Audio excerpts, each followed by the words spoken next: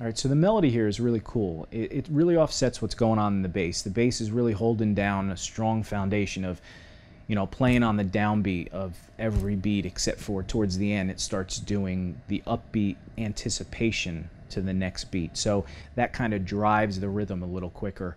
The melody fills in all those holes. So when you play the note, the bass note, you basically have one E and two E and, right? So all the subsections of the beat are being filled in with melody notes for the most part. And the cool thing is, if you hear the melody, it's real simple, the notes that are being played, but they're targeting chord tones. So without the bass note, you have, and you can hear all three of those first chords go by. The E chord,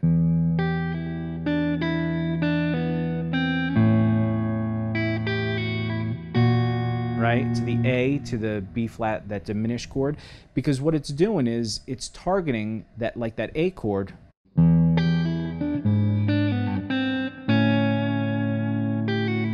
right? It's playing a strong chord tone, the major third or the flat 7 of the dominant chord. Now, we're not going to get too deep into this. If you guys are interested in more of that stuff, hit me up for a Skype lesson. Look in the description below. Sam, we got some Skype lessons scheduled so we could talk further into this, but it's a real simple concept. It's one that's used all the time, and it really brings out the flavor of each chord. So what's going on here, note for note, basically, is you're playing E minor pentatonic at the beginning, right? So you basically have the 3rd fret and the open string of both the E and the B string. So you have 3 open on the E string, and you're pulling off. Then the 3rd fret of the B string, then the open of the E string. So then you pull off from the 3rd fret to the open of the B string. So you have, right? But in the middle of that, he plucks that 4th fret of the E string and then the open E string. So you have,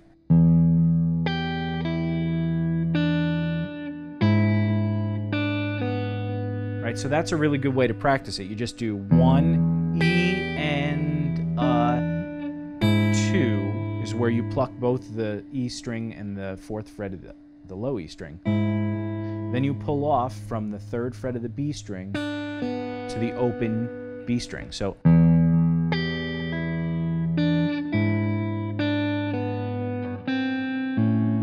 and then you play the 1st fret of the B string and you hammer on to the 2nd fret of the B string, and that's where it gets a little tricky with the technique, because here you're doing 1 E and on 2 you just pluck 2 strings, right? Then you do 2 E and is that first note on the is the 1st fret of the 2nd string on the B string. So you have,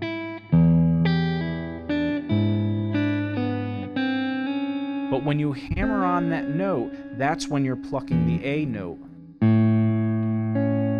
right, to get that. So it's a pick of the 1st fret of the B string. Then as you hammer on,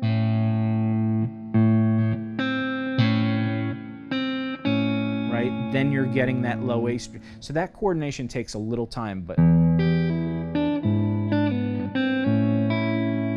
and then after you hammer that on, you're going to play the open E string, then you're going to pull off real quickly, and these are like 30-second notes instead of the 1 E enda. You're going to split that last beat, and you're pulling off the 3rd, 2nd open on the E string. So it's, and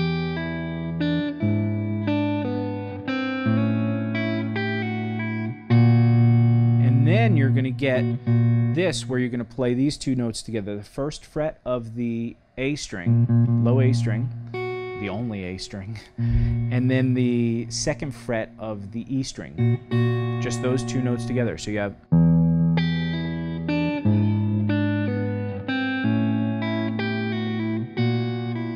and then you're going to pull that off from the 2nd fret to the open on the E string. So you have.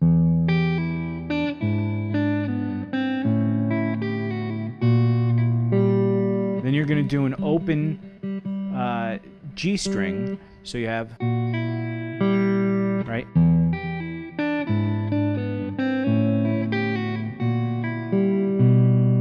Then you're going to hammer on, or you're going to play the second fret of the A string, and then that's basically like your E7 chord. So then you put your first finger down on the G string of the first fret, and then you're going to play some open strings under that. So.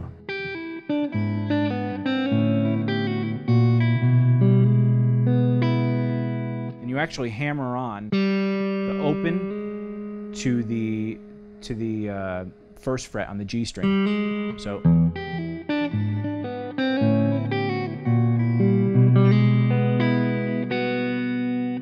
And then what you're going to do is you're going to play the open B string to the second fret of the E string. And then you're going to walk up from the third fret of the A string and the third fret of the E string to the fourth fret of both those strings. So you have.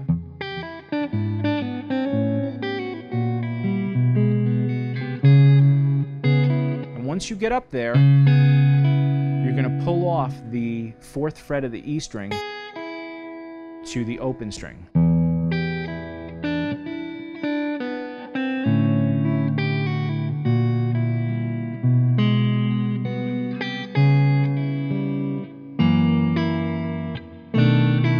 And then all you're going to do is you're going to go to that F♯7 chord, which is the second fret of the E strings, skip the A string, second fret of the D string, and third fret of the G string. And then you're going to just play a B7 alter with #9, which is like that Hendrix chord.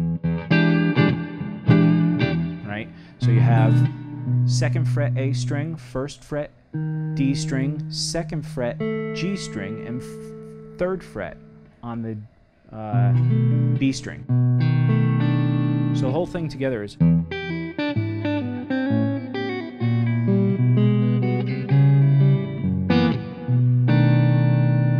that's the whole intro of it. It's a really cool thing. Again, take it slow in little pieces. Get that bass with the anticipations, and then get the melody all by itself, and then fill in those little holes. All right, and I just want to touch on one last thing, the difference between a swing feel and the straight feel. This could get two totally different feels to it, and it's one of those things you just have to feel the rhythm.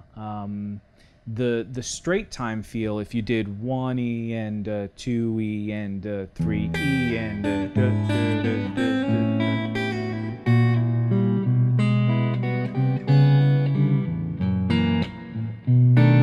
right? That's very straight time feel.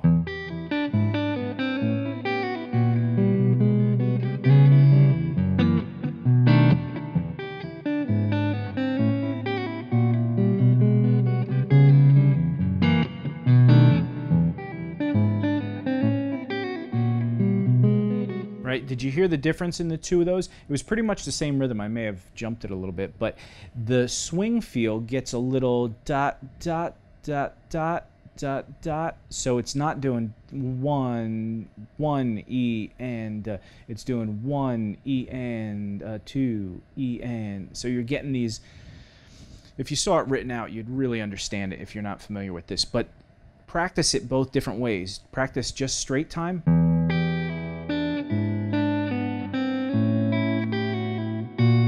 Right? And then try it with a swing.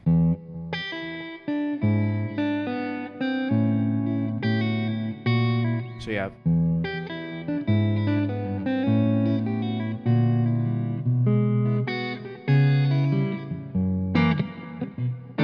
Or. Right? You could feel those two different, I hope you could feel those two different things. And the other little thing to take notice of is you can do it with a lot of open strings. Or you can kind of mute some of those bass notes. Right? Instead of, so yeah.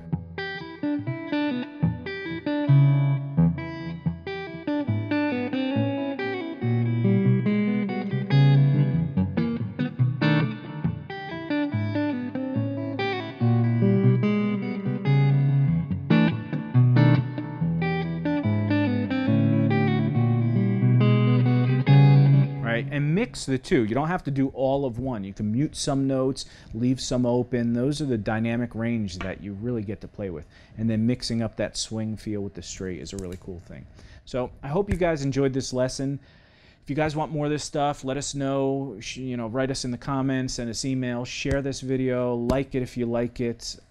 Please do share the video. That helps us out. Also, subscribe to us if you haven't already subscribed. All these things help us know which videos you kind of like and what you want to see more of. And as far as Sam, I hope you liked this video. I know we talked about what we were going to do in this video.